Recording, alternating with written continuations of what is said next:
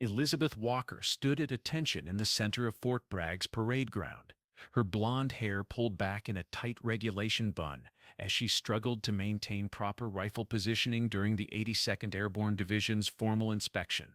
Around her, other newly commissioned officers held their M4 carbines with practiced precision, while her trembling hands betrayed her nervousness. At 32 years old, she was noticeably older than most of her peers, having come to officer training after what her file vaguely described as prior civilian consulting experience. The morning sun glinted off the polished brass and boots of the formation as Colonel Harrison approached her position, his face already set in disappointment. From which city in the world are you watching this video today? Let us know in the comments. And if you believe that heroes come in the most unexpected forms, don't forget to subscribe. Lieutenant Walker, explain to me why your weapon appears to be giving you so much trouble, Colonel Harrison said, his voice carrying across the silent formation. Before Elizabeth could answer, her rifle slipped from her sweating palms and clattered to the ground with a sound that seemed to echo across the entire parade field. Several junior officers winced visibly. Dropping a weapon during inspection was the kind of mistake that followed a military career like a shadow. I'm sorry, sir, she stammered, her face flushing crimson as she bent to retrieve the rifle. The colonel's expression hardened as he watched her fumbling with the weapon, clearly struggling with what should have been basic muscle memory for any officer. Walker, how did you make it through OCS if you can't even hold your weapon properly? He asked, referring to Officer Candidate School. The 82nd has standards, Lieutenant. High standards. I'm beginning to wonder if you're in the right place. Yes, sir. No, sir. I am in the right place, sir, Elizabeth replied, her voice barely audible as she finally managed to bring the rifle back to inspection arms, though her hands continued to tremble visibly. Colonel Harrison shook his head slightly and moved on to the next officer, but the damage was done. The whispers started immediately after the inspection concluded, following Elizabeth as she made her way back to the barracks. How did she even make it this far? Probably some diversity quota thing. 3 weeks until our first jump and she can't even hold a rifle. She'll freeze up in the air and kill someone. Elizabeth kept her eyes forward, her face a careful mask that betrayed none of the thoughts racing behind it. This wasn't the first time she'd heard such comments, and it wouldn't be the last. But there was a reason she was here.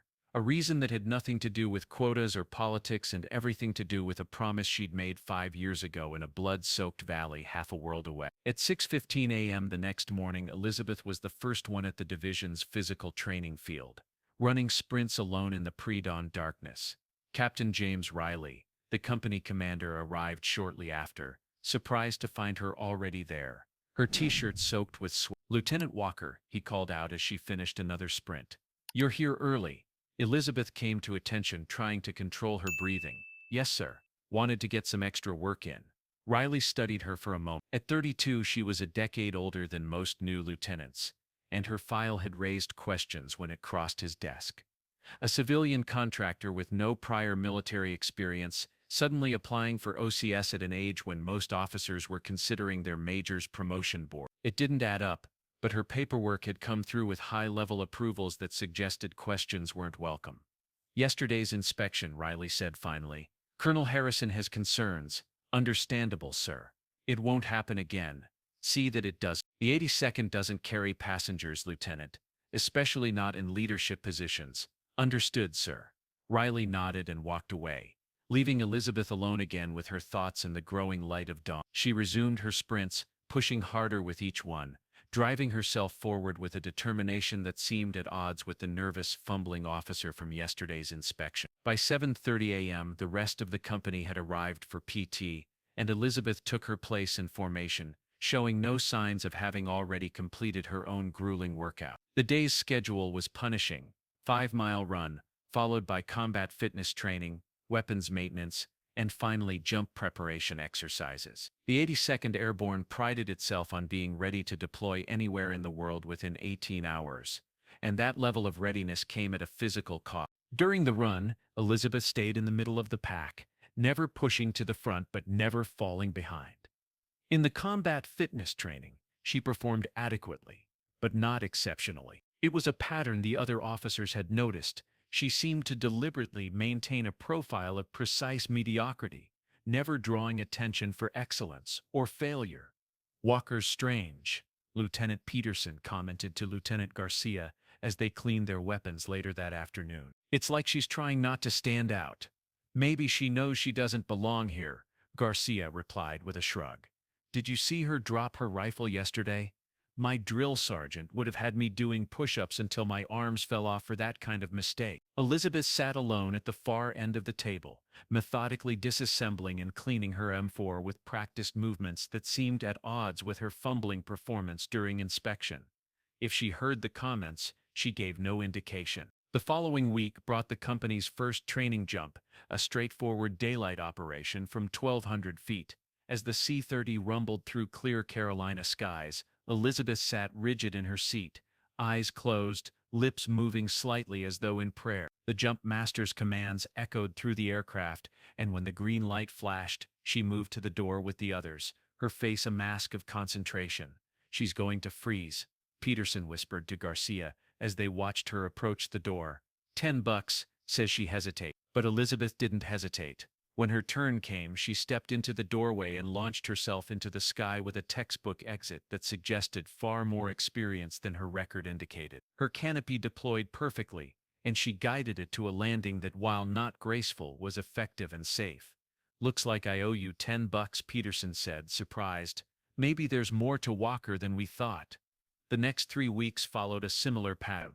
Elizabeth performed adequately in most tasks, occasionally showing flashes of unexpected competence before retreating back into careful mediocrity. The whispers continued, but with less conviction. Even Colonel Harrison seemed to have moved on to other concerns, though he still watched her with a skeptical eye during inspections. Then came the night navigation exercise, a grueling 15-mile movement through dense forest with full combat load. Teams of 2 officers were given coordinates and sent out at staggered intervals, with the expectation that they would navigate to 5 checkpoints before reaching the extraction point by dawn. Elizabeth was paired with Lieutenant Garcia, who made no effort to hide his disappointment at the assignment. Just try to keep up, Walker, he said as they received their coordinates, and maybe let me handle the land nav. I actually know what I'm doing. Elizabeth nodded without comment, checking her compass and map with methodical precision. They set out at 10:45 p.m., moving through the darkness with only the ambient moonlight to guide them between compass checks. 2 hours in, they were hopelessly lost. Garcia had insisted on taking a shortcut through a ravine that wasn't marked on their maps, and now they found themselves in a dense thicket with no clear path forward or back. This is impossible, Garcia muttered, checking his GPS unit for the 3rd time. The coordinates must be wrong. Elizabeth had been silent for most of the journey, following Garcia's lead despite her evident doubts. Now she spoke up quietly. Sir, may I suggest we backtrack to our last known position and recalibrate? And waste another hour? No way. We're already behind schedule. Garcia studied the GPS again. We need to push northeast from here. With respect, sir, that will take us further from checkpoint 3. The terrain doesn't match what we're seeing on the map, because we're not where you think we are. Garcia turned to her, irritation clear in his expression even in the darkness. And I suppose you have a better idea Lieutenant can't hold a rifle? Elizabeth hesitated, then nodded. Yes, sir, I believe I do. She took out her own map and compass, studying them briefly before pointing to a different location. We're here, not where you think. The ravine curved more than you accounted for. If we move west for 400 meters, we'll hit a fire break that will lead us directly to checkpoint 3. That's ridiculous. Garcia scoffed. That would put us almost a kilometer off course. Yes, sir, that's how far off course we are. Their argument was interrupted by the distant sound of shouting, followed by a series of sharp cracks that both officers immediately recognized as gunfire. That's not part of the exercise, Garcia said, suddenly alert. Blanks don't sound like that. Elizabeth was already moving, her previous hesitation gone. Those are live rounds. Someone's in trouble. She unsung her rifle and checked the chamber. It was loaded with blanks for the exercise, useless in a real confrontation. We need to get to high ground in a sec. Wait, we should call it in first, Garcia protested, reaching for his radio. No time, Elizabeth replied, already moving with a speed and confidence that seemed to come from nowhere. That sounded like a small group, probably local hunters where they shouldn't be. Could be drunk, Could be something worse. Either way, there are other teams out there who might walk right into it. Garcia hesitated, then followed, struggling to keep pace as Elizabeth moved through the forest with sudden, startling efficiency. Gone was the awkward, uncertain lieutenant. In her place was someone who moved like a shadow through the underbrush, each step placed with deliberate precision. They reached a small rise that overlooked a clearing just as another burst of gunfire erupted. In the moonlight, they could make out three figures with rifles surrounding what appeared to be two prone forms on the ground. "Those are trainees," Elizabeth whispered, her voice suddenly hard. "And those aren't hunters." Garcia squinted through the darkness. "Poachers, maybe? Or drug runner? This area borders private land. Doesn't matter. Our people are down and in danger." Elizabeth was already removing her outer blouse, revealing a tan t-shirt underneath. To Garcia's shock, she began applying mud to her face in practice strokes. "I need you to work your way around to the east side of the clearing. When you're in position, fire 3 blank rounds into the air." "What? That's crazy. We need to call for backup." "No time. Those men are agitated and our people are hurt. By the time QRF arrives, this could be a recovery mission instead of a rescue." Elizabeth's voice had changed, carrying an unmistakable tone of command that made Garcia blink in surprise. "3 shots, Lieutenant. Then take cover and stay down no matter what you hear." "Can you do that?" Garcia found himself nodding despite his reservations. "Yes, but what are you going to do?" Elizabeth was already checking her knife and securing her equipment. "What I was trained to do." She hesitated, then added, "If this goes sideways, there's a letter in my footlocker addressed to a Major General Harrington. Make sure he gets it." Before Garcia could respond, Elizabeth disappeared into the underbrush, moving with a silence that seemed impossible for someone who had dropped her rifle during a simple inspection. Garcia stared after her for a moment, then began making his way toward the eastern edge of the clearing as instructed. It took him nearly 15 minutes to get into position, moving slowly to avoid detection. The armed men were still in the clearing, now arguing among themselves in hushed tones while the two prone figures remained motionless on the ground. Garcia raised his rifle, took a deep breath and fired 3 blank rounds into the air. The effect was immediate. The armed men scattered for cover, their attention drawn toward the source of the shots. Garcia ducked down as instructed, heart pounding in his chest as he waited for whatever Elizabeth had planned.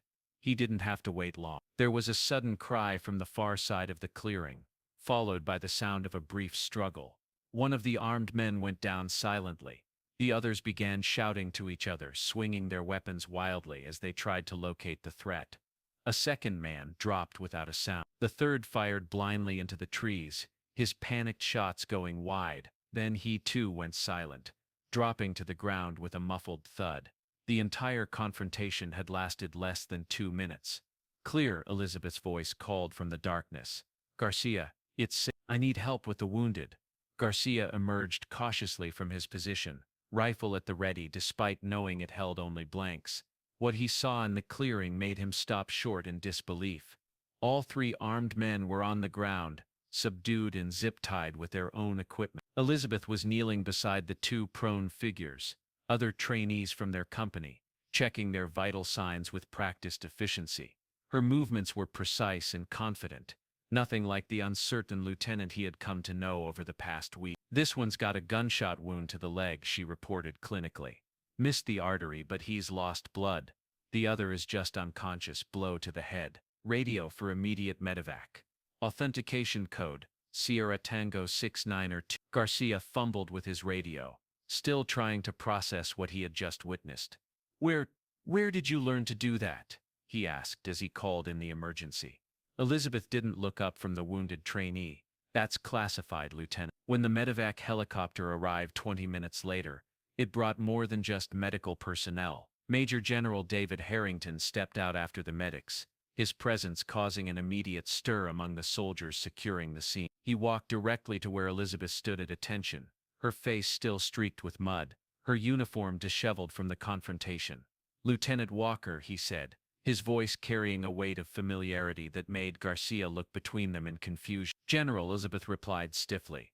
Harrington surveyed the scene, the subdued attackers being loaded into a military police vehicle, the wounded trainees being prepared for transport. Couldn't stay out of trouble for 1 month, could you? No, sir.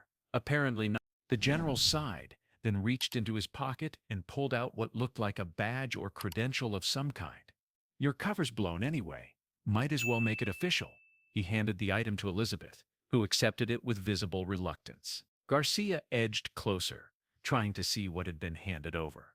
In the harsh light of the helicopter spots, he caught a glimpse of green fabric with a distinctive arrowhead insignia, the Special Forces tab and flash that marked qualified members of the Army's elite Green Berets.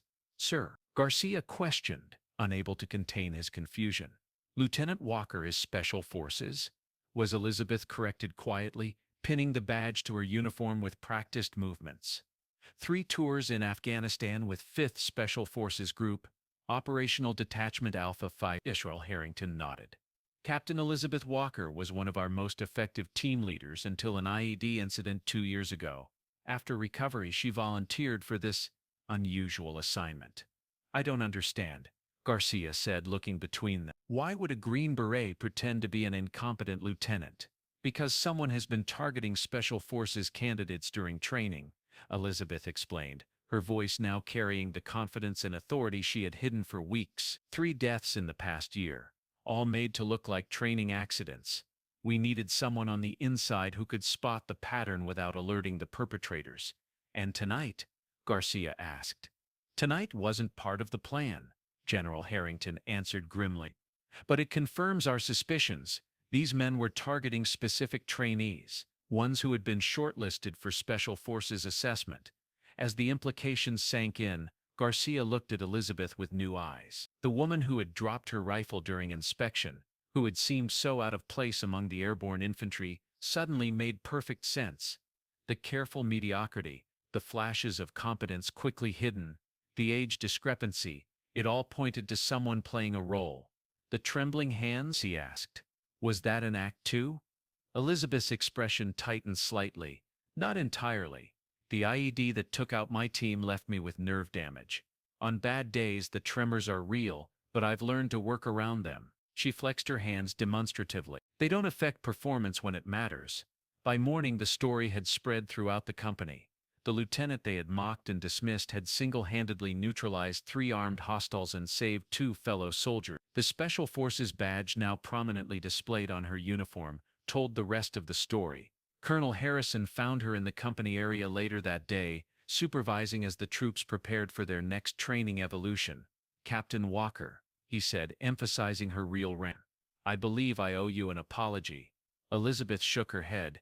No, sir. You were doing your job. I was deliberately performing below standard to maintain my cover. Even so, the colonel extended his hand. The 82nd is honored to have had you with us, however briefly. As they shook hands, Elizabeth smiled for perhaps the first time since arriving at Fort Bragg. The honor was mine, sir. The airborne spirit is something special. Will you be returning to 5th Group now? Harrison asked. After some additional medical evaluation, she confirmed. The tremors are improving, but they need to be sure I'm fully field ready before putting me back on a team. As word spread about who Elizabeth really was, the attitudes of her fellow officers underwent a dramatic shift. The same lieutenants who had whispered behind her back now approached with questions and expressions of respect. Peterson and Garcia found her in the mess hall that evening, hesitantly asking to join her table. So all those times you were struggling with basic tasks, Peterson were mostly for show, Elizabeth confirmed, though some days the tremors made it less of an act than others. And the night navigation? Garcia asked. You knew exactly where we were the whole time, didn't you? Elizabeth smiled slightly. Let's just say I've had some experience finding my way in unfamiliar territory.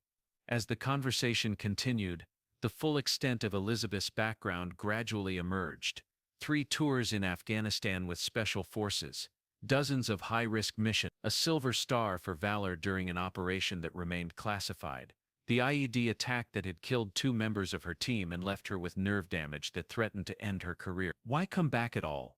Peterson asked finally. After everything you've been through, why not just take a medical retirement? Elizabeth was quiet for a moment, her fingers absently tracing the Special Forces insignia now displayed on her uniform. Because this is who I am, she said finally. This is what I was meant to do. The badge isn't just a piece of cloth, it's a promise. To my team, to my country and to myself." As the others nodded in understanding, Elizabeth glanced around the mess hall at the young officers and enlisted personnel preparing for whatever challenges lay ahead. Some would go on to attempt special forces selection themselves. Others would serve with distinction in conventional units. All of them were part of something larger than themselves. Besides, she added with a small smile, "Someone has to keep an eye on you, Lieutenant."